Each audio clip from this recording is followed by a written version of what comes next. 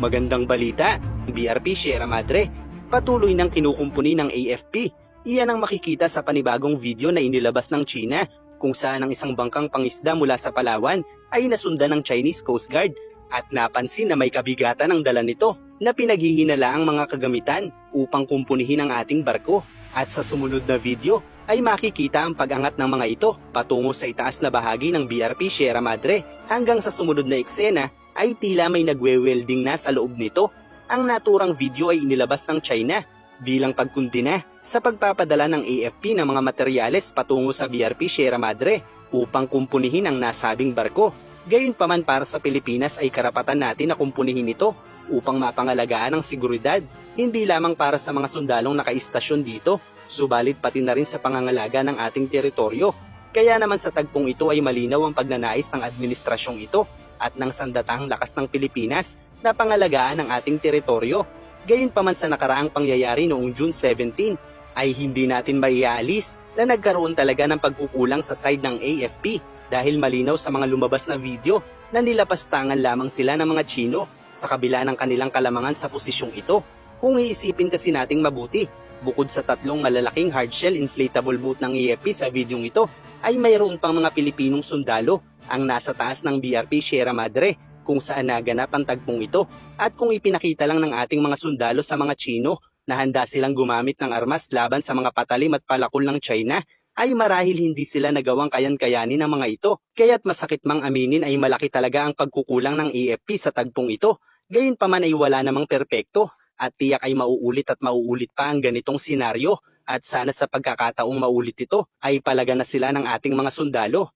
Kung pumalag kasi ang AFP sa pagkakataong ito, ay magiging malinaw na sana sa lahat na isang armadong pag-atake ang ginawa ng China na magti-trigger na sana sa Mutual Defense Treaty natin sa Amerika. Subalit dahil hindi nga pumalag ang AFP laban sa mga palakol at bolo nila, ay nagagawang iparating ng China ngayon na ang kanilang mga dala ay para lamang sirain ang dala ng ating mga sundalo para pigilan ang pagre-reinforce sa BRP Sierra Madre. Sa madaling salita, dahil sa hindi tamang tugon ng AFP sa pagkakataong ito, ay nagsilbi na lang coercive action ang ginawa ng mga Chino at pati tuloy ang administrasyong PBBM ay nadamay sa kapalpakang ito.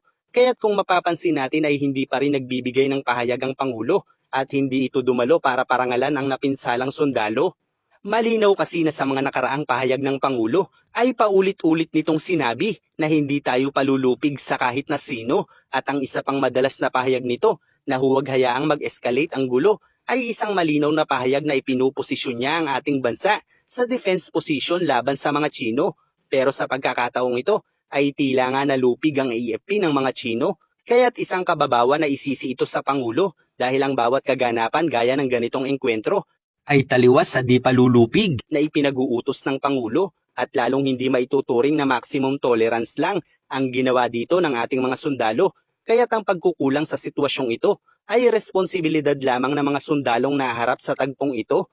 Gayunpaman ay wala namang perpekto as long as nananatili ang pagnanais ng ating gobyerno na mapangalagaan ang ating teritoryo.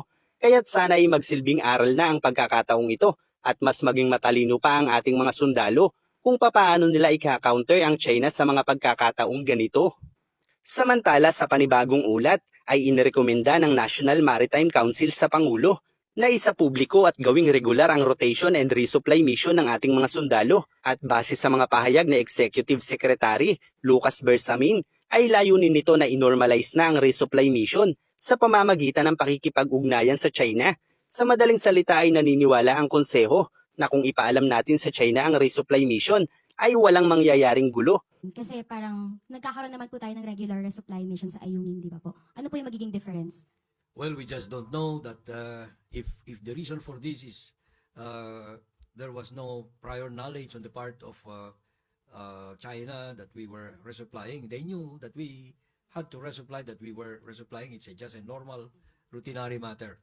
So, Because I think this is a matter that can easily be resolved very soon by us, and if China wants to work with us, we can work with China.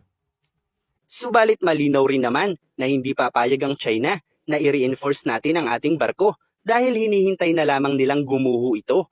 At kung makikipagkasundo tayo sa China na pagkain lang ang ating dadalhin sa BRP Sierra Madre ay tiyak mas malaking problema kung mahuhuli nilang magdadala tayo ng mga materyales para kumpunihin ang barko. Gayong nais pala nating isulong ang transparensiya sa mga Chino, kaya't maaaring mawalan ng kasaysayan ang sinimulan ng Pangulo para kumpunihin ang barko kung aaprubahan niya ang rekomendasyong ito.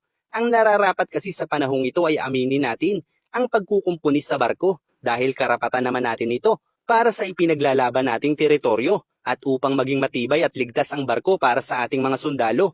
Maaari din nating sabihin sa China na kung nais nilang pumayag tayo na alisin ang ating barko sa Ayungin Shoal, ay marapat lamang na alisin rin ng China ang lahat ng artificial island nito sa ating mga isla, partikular na sa Scarborough, na noong sinaunang panahon pa lamang ay pinangingisdaan na ng mga Pilipino. Gayunpaman dahil nga ang Pangulo ang bumuo ng konsehong ito, ay may posibilidad na maaaprubahan pa rin ito ng Pangulo. Gayunpaman ay maaari namang ibahin ang layunin ng rekomendasyong ito, gaya ng ipinahiwatig ni Lucas Bersamin na makipag-ugnayan sa mga Chino, dahil maaari naman talaga nating isapubliko ang bawat resupply mission ng bansang ito, subalit hindi para makipag-ugnayan sa mga Chino, sa halip ay upang ipakita sa mundo na wala tayong dapat ikabahala sa rotation and resupply mission sa ating teritoryo dahil malinaw sa internasyonal na komunidad na ito lang ang ating paraan upang mapangalagaan ang natitira nating teritoryo na ipinagkaloob sa atin ng international law na nagbabasura naman sa claims ng mga Chino. Kaya't ang rekomendasyong ito na may layuning makipag-ugnayan muli sa mga Chino ay isang desisyong maaaring ireporma ng Pangulo at ang pagkukulang ng AFP sa tagpong ito ay maaari ring i-improve ng ating mga sundalo. Kaya't ang ilang maling desisyon na nagaganap sa ilang ahensya ng gobyerno ay hindi basta na lang maaaring isisilahat sa Pangulo dahil ang bawat ahensya ay may diskarte para ipatupad ang mga layunin nito na hindi sa lahat ng pagkakataon ay makokontrol ng nag-iisang Pangulo. Kaya't magpasalamat pa rin tayo dahil malinaw ang layunin ng Pangulo na hindi palulupig sa kahit na sino at ang kailangan lang nating gawin para magkaroon ng ambag sa administrasyong ito ay magbigay ng boses sa maling pamamalakad ng ilang ahensya ng ating gobyerno upang maisulong ang tunay na layunin ng Pangulo. Kaya't palaging maging matalino at himay-himayin ang nagiging aksyon ng bawat ahensya ng ating gobyerno dahil kung tuluyang malilihis ang isipan ng tao dahil lamang sa pagkakamali ng isang sangay ng gobyerno na sisira sa isang Pangulo, ay posibleng tuluyan ng mawala ng pag-asa ang lahat ng Pilipino na lalong maglalapit sa atin sa pananakop ng mga Chino.